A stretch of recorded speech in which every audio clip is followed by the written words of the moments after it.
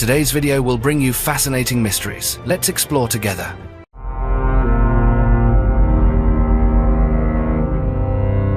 The mystery of the world's oldest mummies. Beneath the arid sands along the coastal region of Arica and Parinacota, archaeologists uncovered traces of the Chinchorro culture, a community that once lived on the edge of the Pacific Ocean nearly 9,000 years ago. This area has often been described as the very edge of the world, and its harsh climate created the ideal natural conditions for preserving one of humanity's most extraordinary customs: the practice of intentional mummification, a technique that appeared at least 4,000 years before the Egyptians. Today, the Chinchorro remains are recognized as the oldest mummies ever discovered, and they have revealed many surprising details about a complex prehistoric society. Since the first discovery by archaeologist Max Uller back in 1917, scientists have tirelessly searched for, analyzed, and reconstructed the unique mummification methods of this ancient people. What sets the Chinchorro apart isn't just natural preservation. Thanks to the dry climate, the process was deliberate and systematic. The entire set of internal organs was removed from the body, and the skin was carefully separated, cleaned, and treated much like animal hides are tanned. The empty skeleton would then be filled with organic materials such as dried grass or ash, plant fibers, or bird feathers. Finally, the skin was sewn back in place using cords made from reeds. When the process was complete, the face of each mummy was covered with a distinctive clay mask, while the entire body was often painted in striking shades of red or black. The most remarkable aspect of this technique lies in how intentional and consistent it was, a level of precision that few other cultures of the same era could hope to match. The Chinchorro mummification process demonstrates a mastery over natural materials and a profound understanding of human anatomy, far beyond the standards of prehistory as we know them. While the Chinchorro mummies have survived across millennia, thanks in part to the searing dryness of the Atacama Desert, their endurance is owed even more to the technical prowess and deep spiritual awareness of a community that held strong beliefs about death and the world beyond. Even after more than a century since the first mummy was uncovered, the greatest mystery remains unsolved. Why would a society of hunter-gatherers who left behind no great cities or written language develop such a complex and consistent method of mummification? Anthropologists have yet to fully explain the true motivation behind this practice. Was it tied to religious beliefs, ancestor worship, or perhaps an entirely unique social tradition?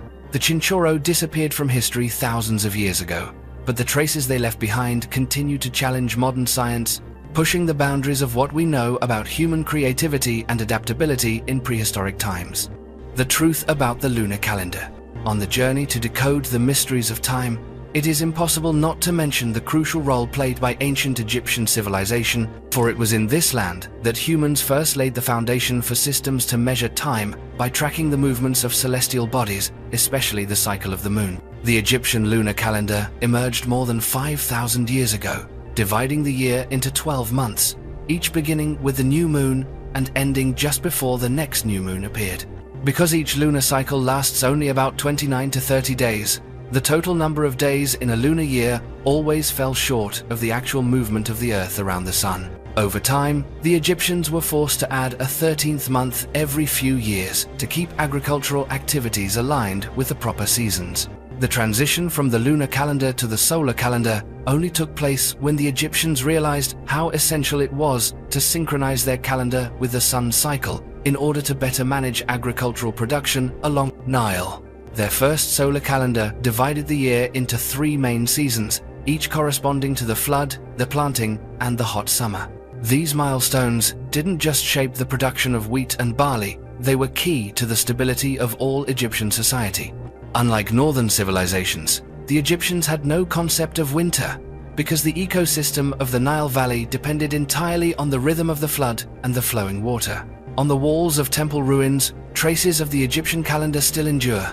The Egyptians carved their calendar into rectangular tables, with each month and day laid out in detail, a striking contrast to the circular and complex stone discs used by the Maya on the far side of the ocean. These calendar tables guided priests in setting the dates for festivals and religious ceremonies, coordinating labor and organizing the coronations of pharaohs. Accurate timing was a matter of life and death, since every major event required the consensus of the gods and the order of society. From this foundation, the Egyptian calendar spread throughout the Mediterranean world, shaping Greek and Roman civilization and ultimately laying the groundwork for the Julian calendar and then the Gregorian calendar, the same system we still use today. The transition between calendars was not always smooth. Even in England, it wasn't until the 18th century that the country finally agreed to abandon the old calendar and join the rest of Europe, skipping 11 days in September 1752. The story of the calendar is not simply the evolution of a tool for measuring time, it is a testament to humanity's effort to control nature and build a stable society, overcoming every boundary of space and time. The Lost Cloak of Alexander the Great. In the search for remnants of the ancient world, the discovery of a fragment of purple cloth in the tomb of Philip III, half-brother of Alexander the Great, sparked a wave of debate about the true origin of this artifact. Today, only brittle scraps of the cloak remain, but scientists have determined that it dates precisely to the period when Alexander ruled. What makes this piece remarkable is the chemical analysis of the dye on the fabric. The purple hue was created using a special dye reserved exclusively for royalty and the ruling class in ancient Greece. Ancient texts, including the writings of Roman historians and Greek manuscripts, all mention a purple cloak as the supreme symbol of the Macedonian kings. Old paintings even show Alexander himself wearing this very cloak during important audiences or military ceremonies. Based on scientific examination and comparison with historical descriptions, many scholars have formed a reasonable theory. After Alexander's sudden death in Babylon, the cloak was passed on to Philip III as a treasured keepsake and a symbol meant to preserve the memory of his illustrious brother. The tradition of keeping personal belongings of great historical figures not only reflected the close ties within royal families, but also embodied concepts of inherited power, tradition, and honor in ancient Greek civilization. At the same time, this discovery highlights a major gap in archaeology. The location of Alexander the Great's tomb, one of the most influential figures in world history, remains a complete mystery. We know the final resting places of his father, King Philip II, his brother Philip III, and his son, Alexander IV, but the tomb of Alexander himself has never been found or conclusively identified. This purple cloak is more than a physical or historical treasure. It acts as a crucial link in the search for Alexander's final traces and helps complete the unfinished picture of the legacy and enduring mysteries of a great empire. The Ghost Tribe of Africa. In the field of anthropology, one discovery has completely changed our view of the origins of African peoples. The results of genetic analysis from 18 sets of remains unearthed in Shumlaka Cave, Cameroon. Most striking of all, 4 child skeletons ranging in age from 8,000 to 3,000 years old revealed genetic structures completely different from the modern Bantu peoples who dominate the region today. Ancient DNA analysis showed that only a small fraction of these ancient individuals' genes matched those of modern hunter-gatherer groups in the rainforests of West Central Africa. The majority of their genetic material did not match any modern population ever recorded. Geneticists called this evidence of a ghost lineage, an ancient branch of humans that once spread widely but left no clear descendants in today's populations. This discovery has upended long-held assumptions about the origins and migrations of the Bantu peoples, the largest language group in Africa, whose history of migration stretches over thousands of years from Central Africa to the south. Previously, researchers believed Western Cameroon was the starting point for the Bantu expansion. However, the ancient genes from Shumlaka rule out any direct genetic connection to modern peoples, revealing a much more complex prehistoric population structure than anyone had imagined.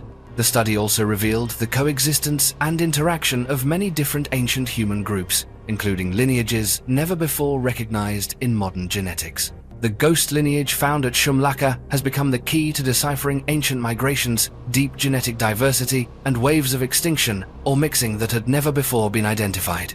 This finding not only raises new questions about Africa's population history, but also clarifies the possibility that many other ghost lineages still exist within the human genome. These are ancient branches that once played crucial roles in our evolution, only to disappear without leaving clear descendants. It is a powerful example of just how complex the making of humanity really was, and a driving force that pushes modern science to keep searching the hidden layers of our genetic past. Did the Egyptians treat cancer? The discovery of a nearly 4,000-year-old human skull has opened a new chapter in the history of ancient Egyptian medicine. When scientists at Cambridge University re-examined their collection of ancient human bones, they came across a middle-aged man's skull with a strange set of marks around a large lesion. These cut marks formed a distinct circle around what is believed to have been a malignant tumor, and scattered across the skull surface were more than 30 smaller lesion signs of metastatic cancer. What truly caught the researchers' attention was that the sharp incisions could not have resulted from natural forces.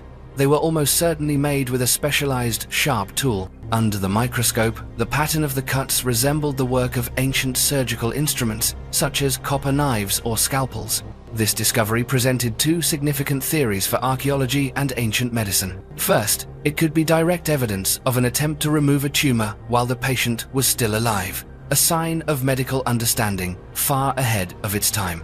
Second, the marks may have resulted from an autopsy aimed at studying the cause of death, proof of a spirit of inquiry, careful observation, and systematic record-keeping in ancient Egyptian medicine. Finding traces of surgery on a metastatic tumor not only shows that the Egyptians could recognize cancer very early, but also demonstrates their willingness to experiment in medicine. Surviving papyrus manuscripts describe conditions related to tumors, further supporting the theory that ancient Egyptian society had laid the foundations for empirical medicine.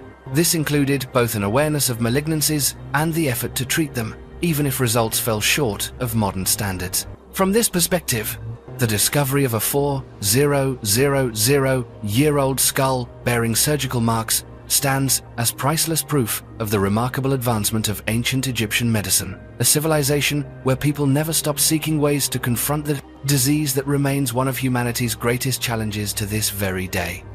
The legend of the Egyptian battery. Throughout the ongoing exploration of humanity's greatest ancient structures, the Giza Pyramid has always stood at the center of the world's most persistent unanswered questions.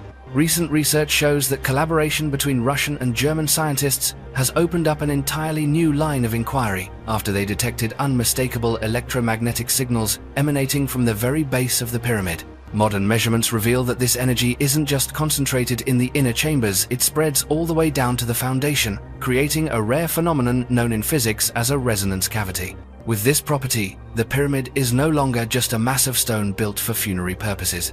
Its unique geometric structure actually allows it to focus and amplify electromagnetic waves at specific frequencies, almost as if it were a device designed to receive and direct energy. At several Maya sites in Central America, researchers have recorded similar phenomena beneath their stone pyramids, raising the provocative question: did ancient civilizations possess a sophisticated understanding of quantum physics or the ability to manipulate energy in ways we can barely imagine? Even so, the theories suggesting that pyramids are ancient machines remain firmly in the realm of mystery. Modern science has yet to offer a conclusive answer. The electromagnetic resonances detected aren't just the random result of stacked stones. They might point to an intentional technical design far surpassing the ordinary engineering of ancient times. The real question is, did the Egyptians truly create some kind of energy storage or transmission device? Or are we simply witnessing the natural physical properties of the materials and their geometric arrangement? The deeper scientists probe, the more it becomes clear that all the data leads back into history's blind spots, where the boundary between legend and reality continues to challenge even the most advanced modern minds.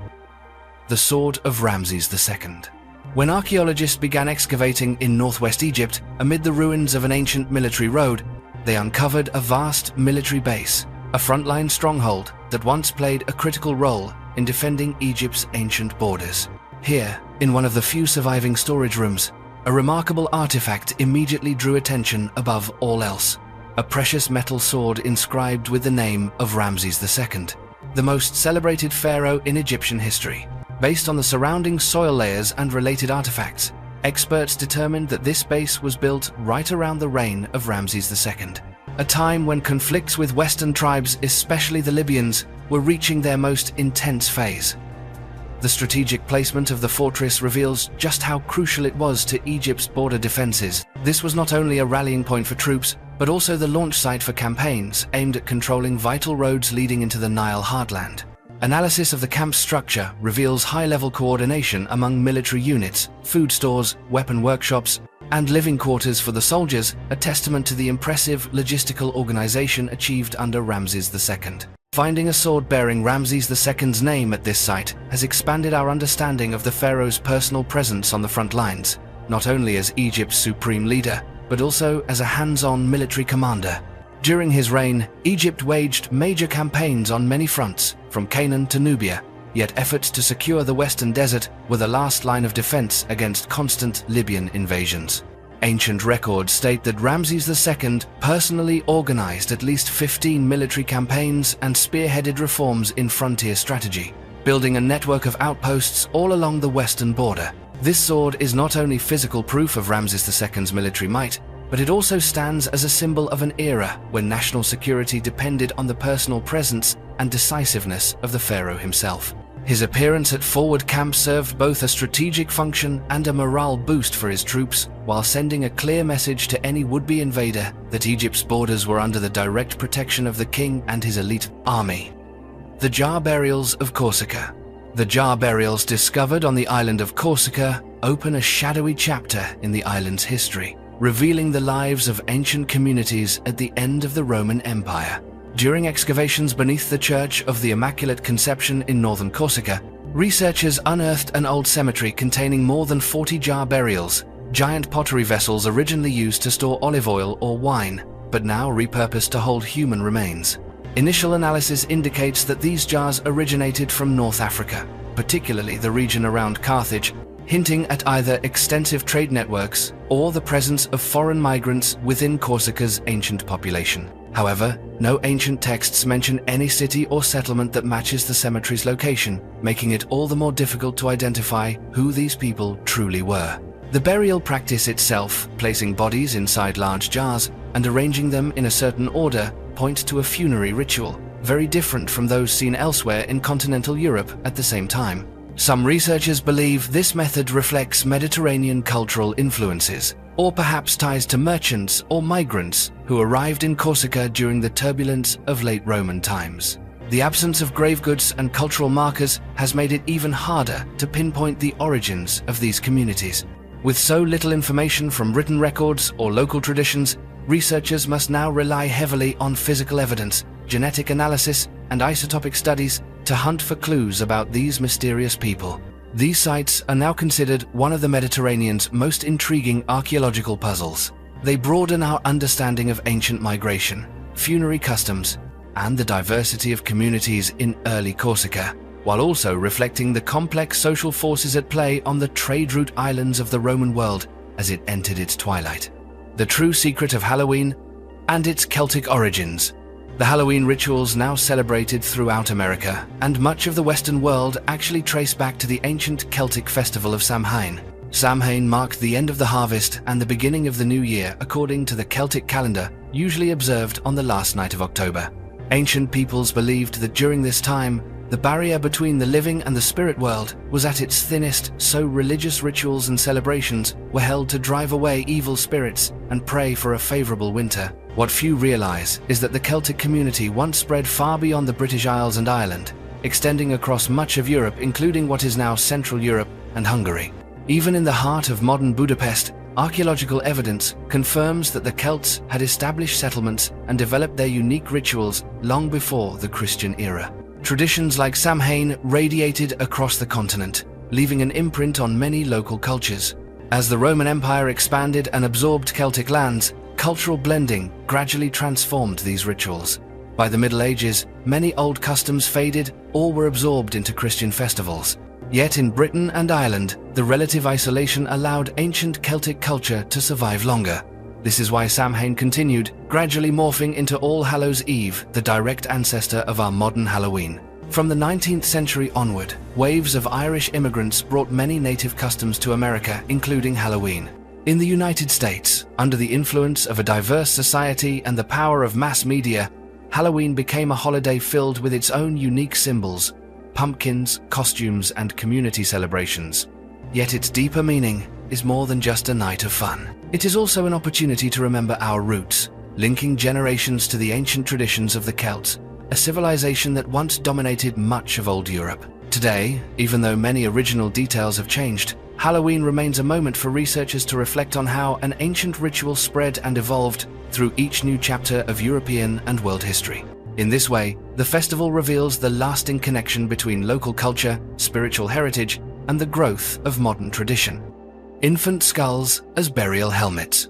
In the field of South American archaeology, discoveries at the Salango site on Ecuador's Pacific coast have opened an entirely new chapter in the study of pre-Columbian funerary rituals. Archaeologists uncovered the remains of 2 infants, each buried with a strikingly unique helmet made from a human skull, specifically the skulls of older children, fitted snugly over the heads of the smaller babies.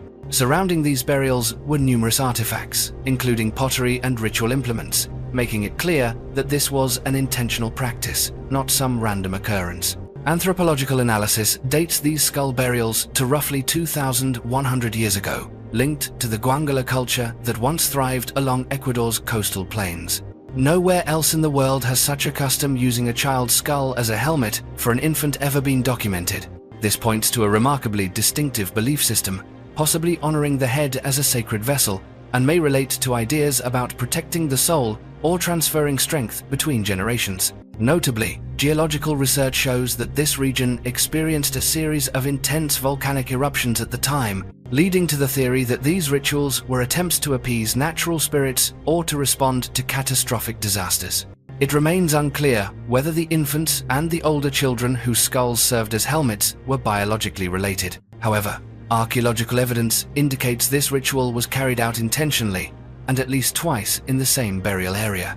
The use of human heads as funerary objects highlights the symbolic significance of the head in South American native spirituality, where it was viewed as the center of ancestral power and the dwelling of the soul. This finding expands our understanding of the diversity and depth of ancient burial practices in the Andes region, shedding new light on the role of the human head in pre-Columbian society.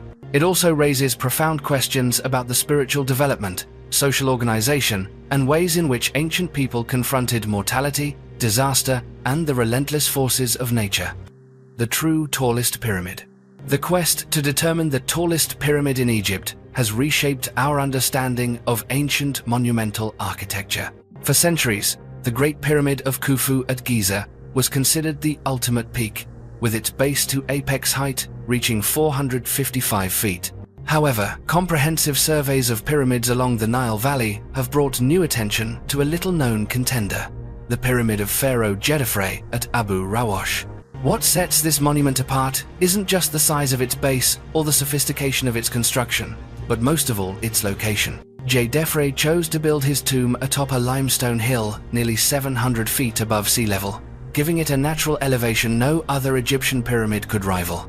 While time and quarrying have severely damaged the structure, most of the pyramid's body is no longer intact. Archaeological data confirms that Djedefre's pyramid, when measured from ground level to its original summit, actually surpassed Giza's if you calculate from sea level. The decision to build on such a high ridge reflected not only the pharaoh's desire to reach the heavens, but also a keen spatial strategy. Egypt's ancient architects understood how to exploit the landscape to emphasize royal authority. From the Nile Delta, the pyramid at Abu Rawash once rose high above the horizon, a symbol of power and the pharaoh's quest for immortality. Although no ancient records explain exactly why Djedefre selected this site, modern analysis suggests that building on high ground protected the pyramid from floods and increased its chance of survival over the centuries. The combination of enduring engineering and clever site selection has ensured that, even in ruin, Djedefre's pyramid holds a unique place in Egyptian history, a testament to the vision of its builders and a source of new questions about ambition and power along the banks of the Nile. The Exodus. The Bible recounts one of humanity's most epic sagas, the Exodus, when the Israelites fled Egypt after 10 devastating plagues struck the Nile Delta. In this legendary tale, disasters such as water turning to blood, swarms of frogs and insects, plagues, and darkness were all seen as proof of divine intervention and supernatural power. But as modern science peels back the layers of myth, these ancient mysteries are gradually illuminated by natural history and geological change. A leading theory centers on the volcanic eruption of Santorini, hundreds of miles off Egypt's Mediterranean coast. When Santorini exploded in the 17th century BCE, vast clouds of ash and minerals filled the air, creating a volcanic corridor stretching from Greece all the way to the Nile Delta. Volcanic ash, especially rich in cinnabar, would have tinted the river waters a deep red, almost perfectly matching the biblical description of the Nile turned to blood. This was only the beginning. The toxic water drove amphibians such as frogs to flee en masse, creating the so-called Rain of Frogs, chronicled in myth. With the water so badly polluted, fish and other animals died in huge numbers along the riverbanks, their decaying bodies providing the perfect breeding ground for insects like mosquitoes, flies, and locusts.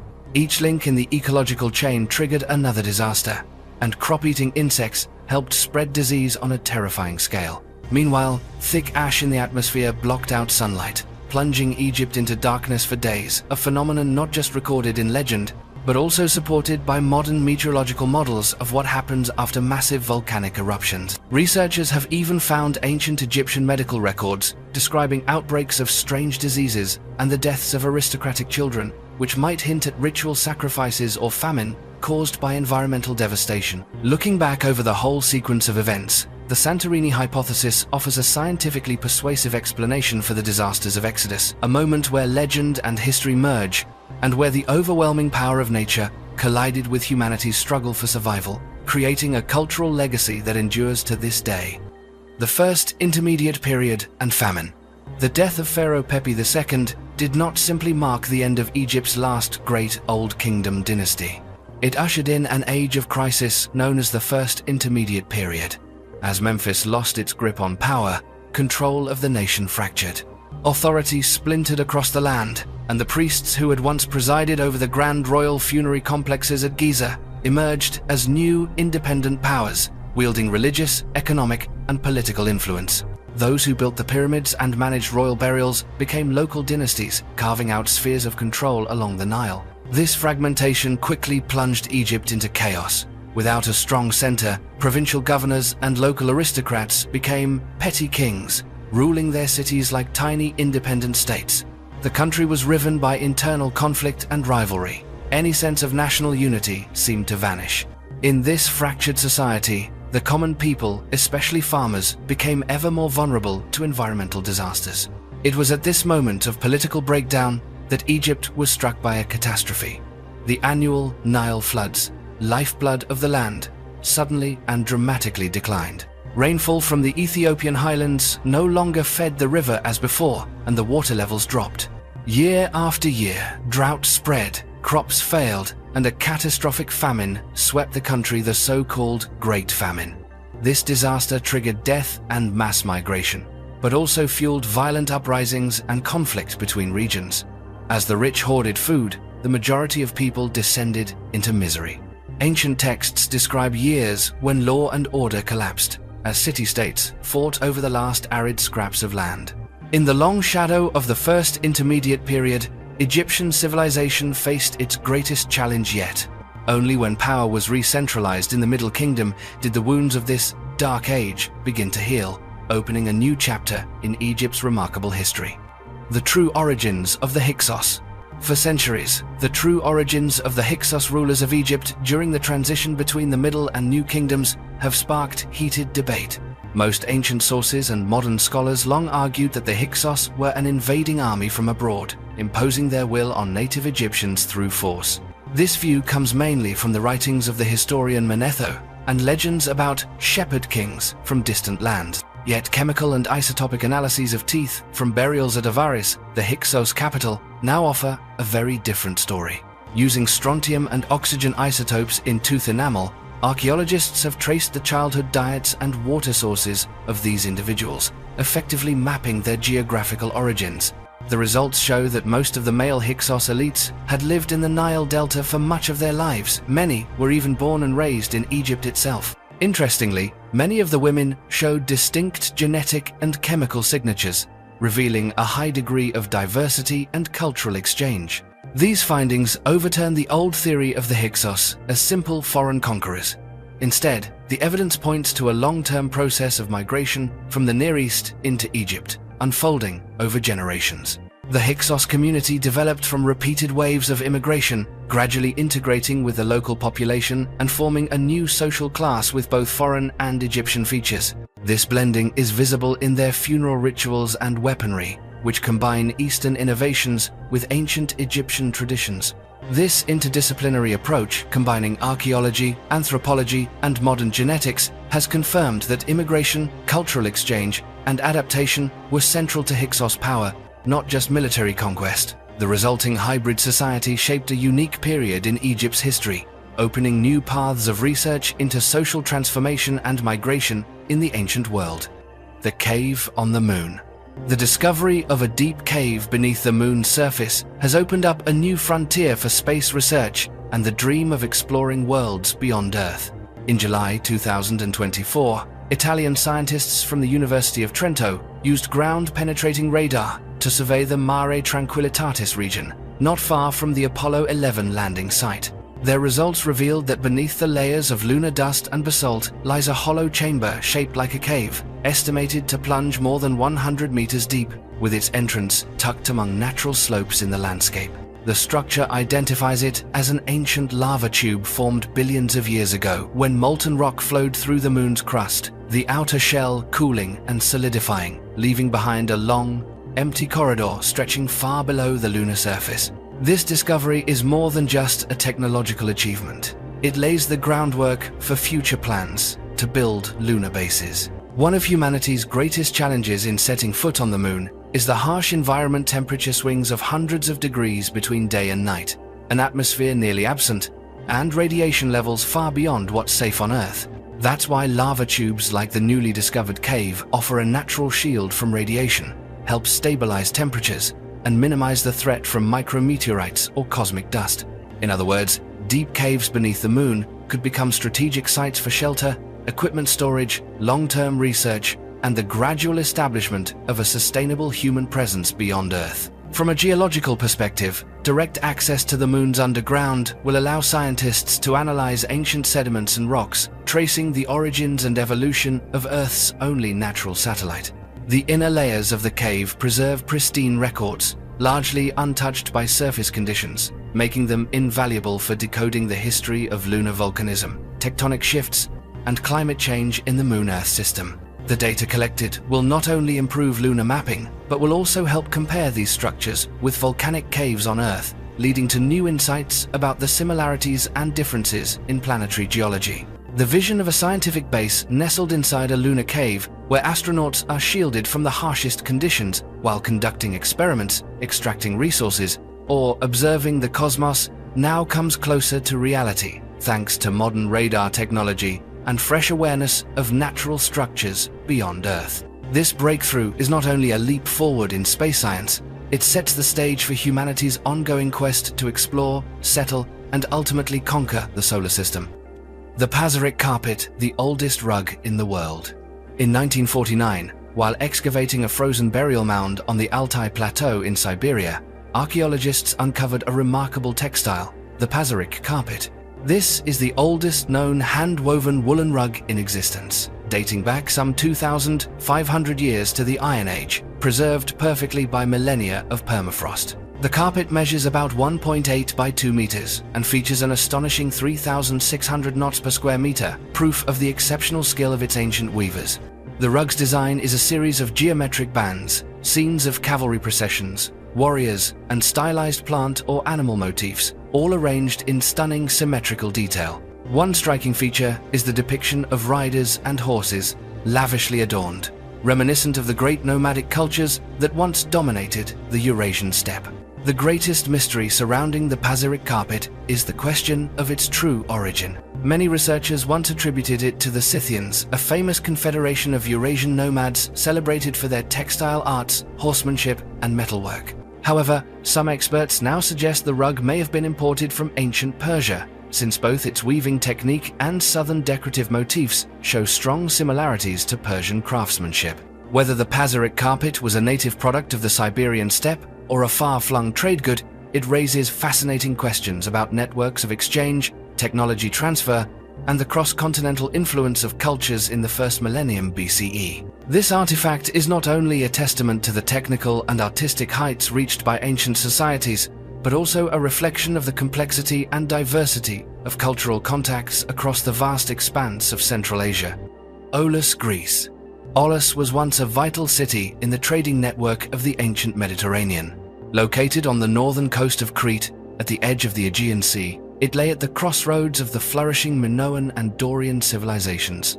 At its height, Aulis developed into a major port, with an intricate network of roads, fortifications, and strongholds, evidence of which still survives in the archaeological record. Recent underwater surveys have documented remains of city foundations, streets, and defensive structures, as well as valuable finds such as coins, inscriptions, and fragments of marble statuary. Archaeological evidence shows that Aulis maintained close ties with other major cities in the region, especially Kossos and the island of Rhodes. The fate of Aulis, however, changed abruptly when the city was lost beneath the sea, and to this day, the cause remains a mystery. Some suggest the city was submerged as sea levels rose at the end of the last ice age, inundating coastal settlements. Others point to earthquakes or volcanic activity, since the region is near the fault lines of Santorini, which has a history of severe seismic events. The buried strata and mud layers that cover the ruins support the theory that large-scale natural events were at play. The submergence of Aulis is significant not only for ancient Greek history, but as a window into changing Mediterranean coastlines over the centuries. The underwater ruins provide an invaluable source of information for reconstructing urban life, commerce, and the adaptability of ancient communities in the face of unpredictable environmental change. Ongoing study of Aulis is helping to redefine the field of underwater archaeology and reminds us of the enduring impact of nature on the fate of coastal civilizations. Animal mummies. The discovery of animal mummies, especially baboons at ancient Egyptian sites, has opened new frontiers in research on trade, religion, and regional connectivity in antiquity. For thousands of years, Egyptians imported and domesticated baboons for rituals and temple ceremonies as symbols of power and devotion. Yet the true geographic origin of these animals and the location of Punt, a land frequently mentioned in Egyptian texts as a vital trading partner, remained one of Egyptology's great mysteries. Breakthroughs came through chemical isotope analysis of the bones and hair of mummified baboons recovered from tombs spanning many periods. Scientists compared strontium, oxygen, and carbon isotope ratios in ancient specimens to data from modern baboon populations across Africa. The results showed that some baboons from the New Kingdom period did not bear the isotope signatures of Egypt, but matched those from present-day Eritrea, Ethiopia, and Somalia. This finding strongly suggests that Punt was real and once existed along the southern coast of the Red Sea, precisely as ancient records of Egyptian expeditions and commerce had described.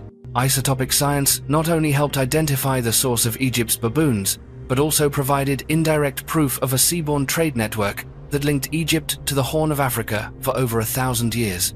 Furthermore, the artifacts associated with baboons give us a window into ancient biodiversity and the role of exotic animals in Egyptian religion and mummification, helping to complete the picture of the civilization's economy, society, and beliefs. Thus, the study of animal mummies and the application of isotope analysis have expanded our knowledge not only of Egyptian trade routes, but of the geography, biology, and technology of the ancient world. This line of research has finally solved one of Egyptology's oldest riddles, pinpointing Punt's location on the map of antiquity. The Saka's micro-gold mastery. The gold treasures of the Saka, a branch of the nomadic Scythian peoples, once spread across the vast steppes of Central Asia, stand out not only for their sheer quantity, but, above all, for their astonishing micro-scale gold technology, a level of craftsmanship rarely matched in early medieval history.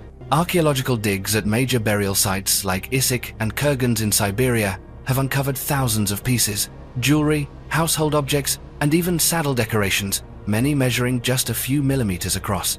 These artifacts were created using micro-welding techniques, combined with forging, gemstone inlay, and the iconic animal forms of nomadic steppe art. Material and structural analysis reveals that the Saka used high-purity gold alloys, skillfully blending elements to enhance both strength and visual appeal. They mastered micro-soldering to join tiny gold fragments into intricate three-dimensional shapes, often adding minute granules of gold to create raised borders and decorative details that rival the finest goldsmithing of large, settled civilizations of the time. Beyond adornment, the treasure hoards also include weapon fittings, armor details, and ceremonial objects gilded or highlighted with thin sheets of gold. These objects are clear evidence of a deep intertwining of art, belief, and the symbolism of power. Study of the forms and animal motifs, real and mythical, on these treasures reveals close links to major cultural centers like Persia, India, and China, reflecting the Saka's role as cultural intermediaries along the great transcontinental trade routes.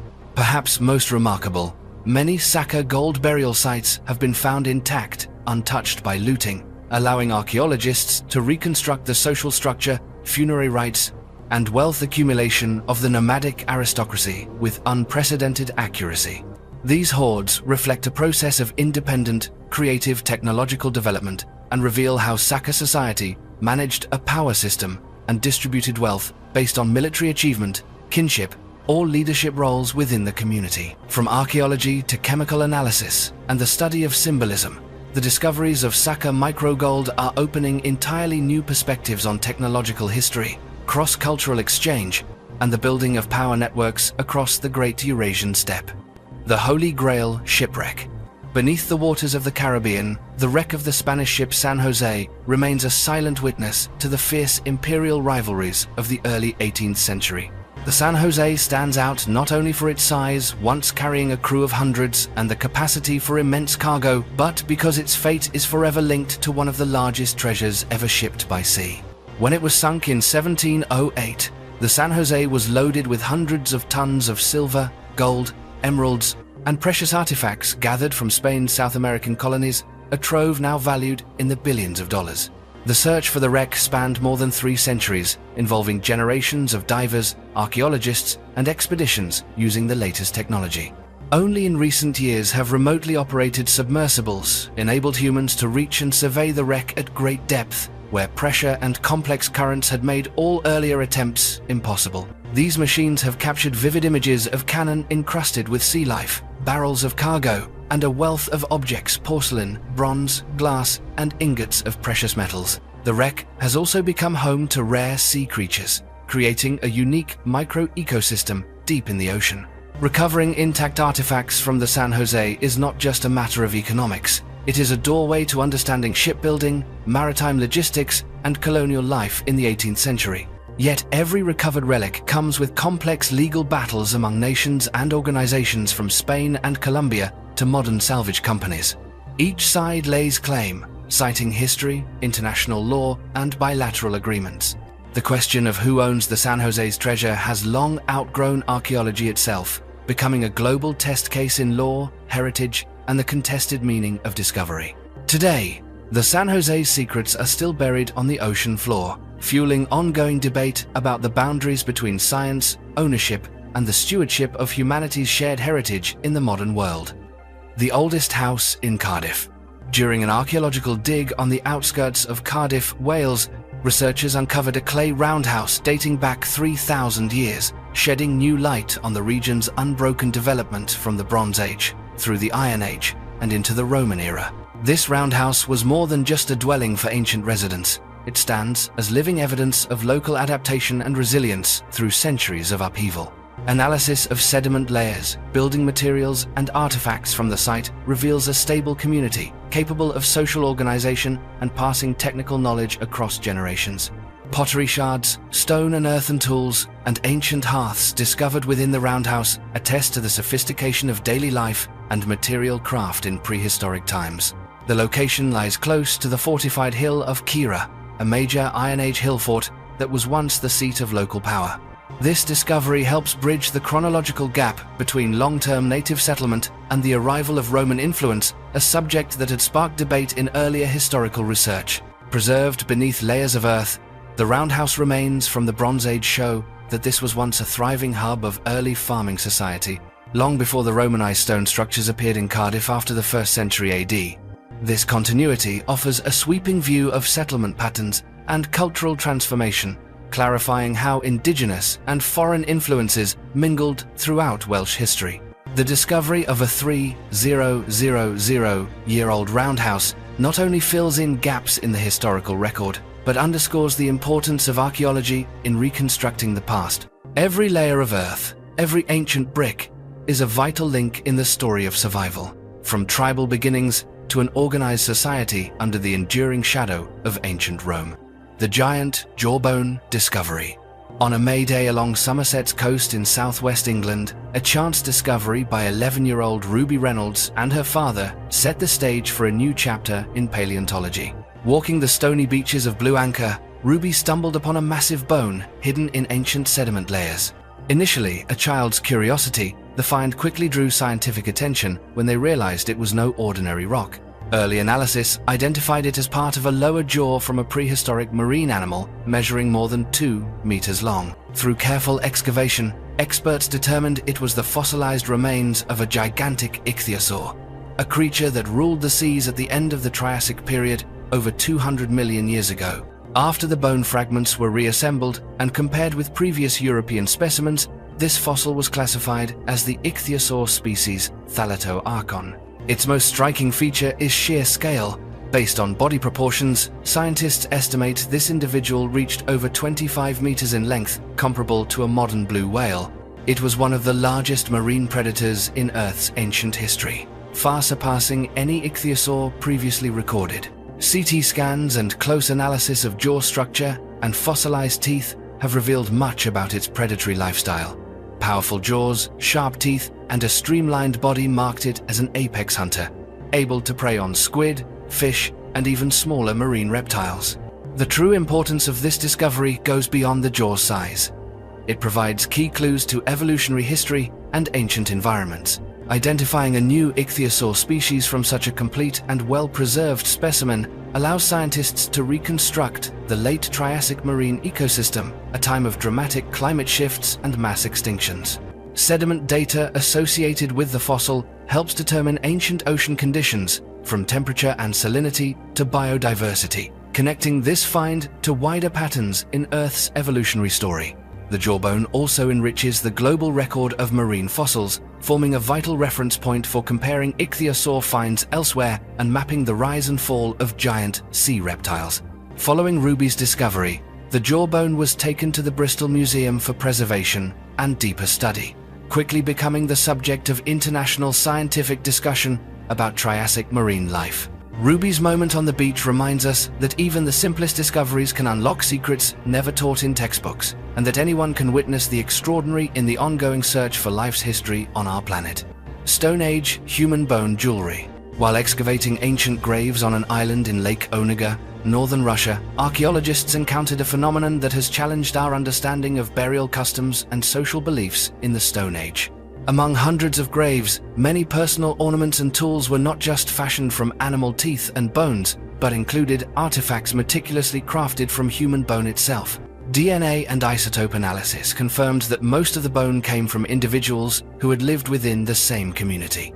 These artifacts, bracelets, pendants, bead strings, and carved figurines in animal or human shapes were worked with impressive technique for the post-glacial era. Tool marks show a labor-intensive process, sometimes favoring the bones of individuals with high social status, reflecting a deep symbolic meaning tied to lineage or spiritual belief. The widespread use of human bone jewelry raises questions about prehistoric attitudes toward life, death, and the link between the living and the dead. For these people, keeping a part of a loved one close might have represented respect, remembrance, and the transmission of spiritual power across generations. Beyond the spiritual, reusing bone was likely a pragmatic adaptation to harsh environmental limits on natural materials in the final Ice Age.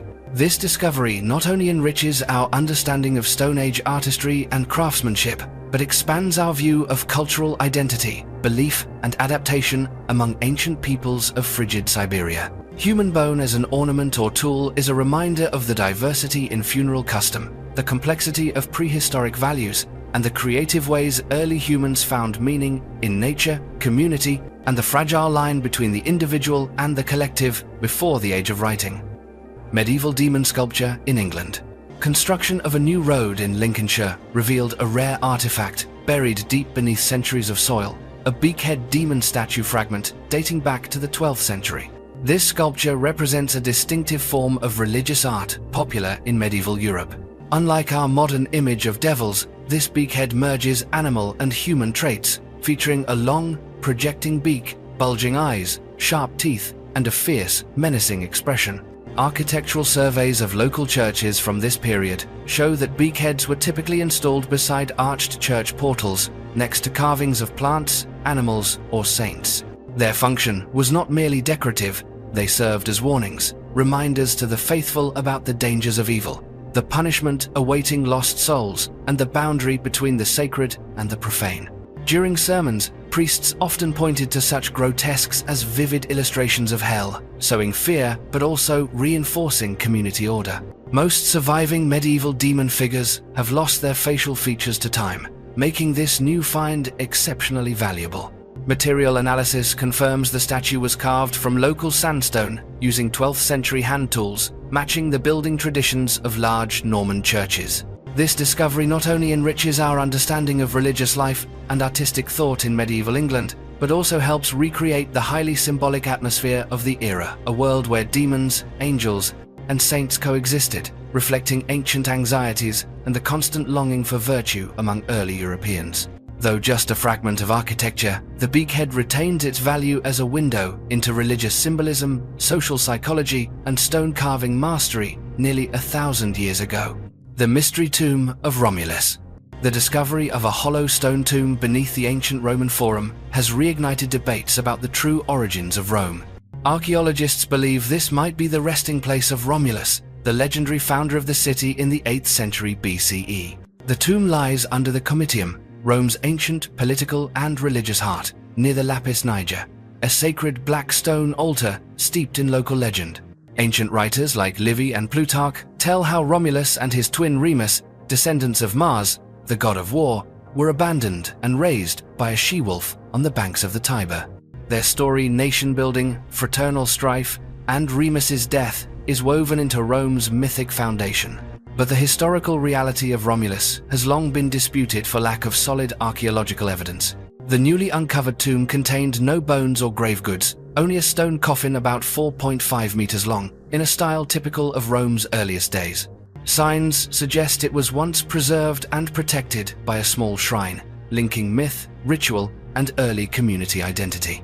The nearby Lapis Niger further heightens the symbolism. According to ancient accounts, this was the site where a king was murdered. Many believe Romulus himself. While the tomb's occupant cannot be identified with certainty, the find strengthens the theory that myth and history were deliberately fused in Rome's formation. The empty tomb and black altar speak to the Roman desire to preserve collective memory, legitimize political power, and create a shared national identity. More than an archaeological trace, the site opens a window on the mechanisms by which ancient societies built and sustained their legends, shaping history and civic pride as their civilizations grew. The Catacomb of Demetria and Funerary Mysteries. The Catacomb of Demetria at the Saqqara necropolis in Egypt stands as a striking example of deep cultural fusion between ancient Egypt, Greece, and Rome. Discovered during an international dig, this burial place belonged to a woman named Demetria and dates to the era when Egypt was ruled by Rome, about 2,000 years ago. What makes this catacomb remarkable is its architecture and decoration, which combine elements from multiple belief systems. Walls depict Demetria in a white dress, holding grapes, alongside animals and mythological motifs. Beyond the everyday Roman scenes, the catacomb features classic Egyptian symbols Anubis, Seth, with outstretched wings evoking ancient notions of death, protection, and the journey to the afterlife. Greek inscriptions record family ties, the names of her parents, and philosophical farewells, highlighting both Demetria's status and the importance of family in ancient funerary rites. Archaeologists also found cat statues, deities, and various grave goods, reflecting Egypt's animal cults and the belief in divine guardianship. Blending architecture, art, and text, the Catacomb of Demetria is a vivid testament to the intense cultural blending in Hellenistic Rome and Egypt. This discovery not only sheds light on life, faith, and burial customs, but also helps explain how communal identities evolved in a cosmopolitan Mediterranean world. The mystery of fingerless handprints in Stone Age cave art. Prehistoric cave art sites across Europe feature many stenciled handprints on stone walls, some strikingly missing one or more fingers. This phenomenon is scattered across caves from France and Spain to Central Europe, dating from the Paleolithic era. Early theories suggested these might represent visual codes, counting systems, or simply result from folding fingers back during pigment spraying. But recent anthropological and archaeological studies offer more compelling explanations. Ethnographic comparisons and bone evidence show that many societies worldwide practiced the ritual removal of finger joints for various social or ceremonial reasons, expressions of grief after a relative's death, acts of sacrifice for blessing or luck, or even as punishment for community violations. Surveys show this custom was not limited to Europe. It appears in Africa, Asia, Oceania, and the Americas. Thus, the fingerless handprints in prehistoric caves are more than simple art. They are living records of ritual, reflecting spiritual life, communal bonds, and ancient beliefs about sacrifice. Reconstructing the exact meaning and rituals behind these traces remains an open field of study, requiring interdisciplinary approaches. Still, it's clear that these images are not just decorative. They carry deep symbolic weight, capturing the spiritual and communal life of our distant ancestors. Roman gold bracelets, ancient swords, and cavalry helmets. Artifacts such as Roman gold bracelets, ancient iron swords, and cavalry helmets are more than stunning evidence of metallurgical skill and craft. They reveal the complex connections between commerce and power in ancient societies. Roman gold bracelets, often found adorned with intricate engravings and imported gemstones, make it clear that such precious materials were sourced from distant lands through trade routes linking the Mediterranean, the Middle East, and Asia.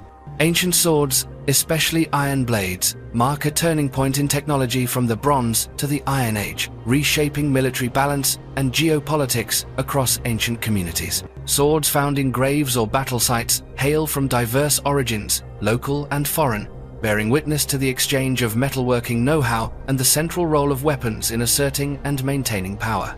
Cavalry helmets, such as Roman cavalry types found from Britain and Germany to Turkey, served both as ceremonial regalia and as battlefield protection. Decorations on these helmets, from gold and silver plating to images of gods or animals, reflected social status and the blending of cultures through war, migration, and alliances. These items rarely appear in isolation. They are usually part of larger hoards or grave assemblages, helping to reconstruct the complex trade networks of the ancient world. The circulation of luxury materials, the rise of craft, and the development of power structures were tightly intertwined, fueling economic growth and laying the foundations for early states. Ongoing archaeological discoveries continue to expand our understanding of integration, social hierarchy, and the formation of centers of power. Gold bracelets, swords, and helmets stand as emblems of an age when trade, warfare, and authority were inseparable, allowing scholars to redraw the maps of international and internal relationships among the world's great civilizations. The Silurian hypothesis. The Silurian hypothesis has forced us to reconsider the deep history of Earth and asks a profound question: did intelligent life ever evolve before humans? The idea starts with the recognition that if an advanced civilization once arose millions of years ago, the relentless forces of geology would likely have wiped out almost all traces of it. Cities, technology, even industrial waste cannot withstand millions of years of erosion, burial, and planetary change. All that might remain would be the faintest chemical signals locked in ancient rock layers or ice cores. With this in mind, scientists have shifted their focus to searching for extraordinary climate signatures. These might include sudden spikes in atmospheric CO2, mysterious chemical compounds preserved in strata, or brief temperature fluctuations recorded in ancient sediments or polar ice. Any dramatic anomaly in Earth's records, if not attributable to natural causes, could hint at artificial activity or advanced technology from a vanished lineage. The Silurian hypothesis isn't just limited to Earth. It also serves as a theoretical framework for searching for signs of alien civilizations. On other planets, rather than looking for ruined structures, scientists are now examining sediment layers, atmospheric changes, or chemical anomalies at the surface. Although no firm evidence for a prehistoric civilization on Earth has been found, the hypothesis has opened new paths for planetary science and emphasized the importance of the geological record in the search for past intelligence, whether on this world or on others far away. the real apocalypse of the Viking Age. Between the years 539 and 541 AD, a series of global-scale natural disasters shook the climate and society of Europe, especially the far north. Modern scientific research shows that two massive volcanic eruptions in North America sent huge amounts of ash and sulfur dioxide into the atmosphere. These substances quickly spread across the northern hemisphere, drastically reducing sunlight and plunging the land into what became known as a prolonged winter, the infamous eternal winter recorded in history. This climate upheaval brought severe consequences. Average temperatures dropped suddenly, crops failed on a massive scale, and food supplies dwindled, causing death rates to soar, particularly in the Nordic regions. Tree ring analysis and geological sediment data confirm the unusual conditions of this period, while archaeological evidence shows sharp population decline, the appearance of mass graves, and caches of buried metal treasure often hidden by locals, perhaps in response to religious beliefs or in fear of the impending apocalypse. When compared with the Old Norse sagas, these disasters closely match the legends of Ragnarok the Viking, end of days. According to myth, Ragnarok was a series of catastrophes leading to the deaths of the gods and the end of the world, engulfed in fire and ice before being reborn from the ashes. In Norse epics, Ragnarok represents not only the destruction of the old order, but also the transition to a new world where life begins again with two surviving figures. These images reflect a profound fear of natural cycles of destruction and rebirth, tied deeply to the harsh conditions of ancient Scandinavia. Researchers now see the overlap between apocalypse legends and historical catastrophe as more than mere coincidence. From the Fimbulwinter, the mythic 3-year-long winter with no summer, to the documented sequence of cold years, both myth and reality depict a time when nature overturned the foundations of society. The ritual burial of treasure, sacrifices to the gods, and a surge in religious activity all show how people struggle to understand and cope with forces far beyond their control. From a scientific perspective, the great climate disaster of the early 6th century affected not just Northern Europe, but left its mark worldwide, shaking human history.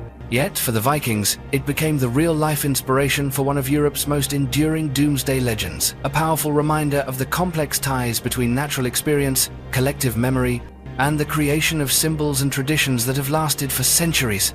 If you found these mysterious stories fascinating, feel free to share your thoughts in the comments below, and don't forget to subscribe to the channel so you won't miss our next discoveries.